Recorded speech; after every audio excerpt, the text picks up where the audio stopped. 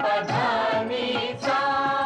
मंद्र मध्य अंताल मंद्र मध्य अंताल घणानत उठले स्वर झंकार फुलातून दरवळला गंधार घणानत उठले स्वर झंकार फुलातून दरवळला गंधार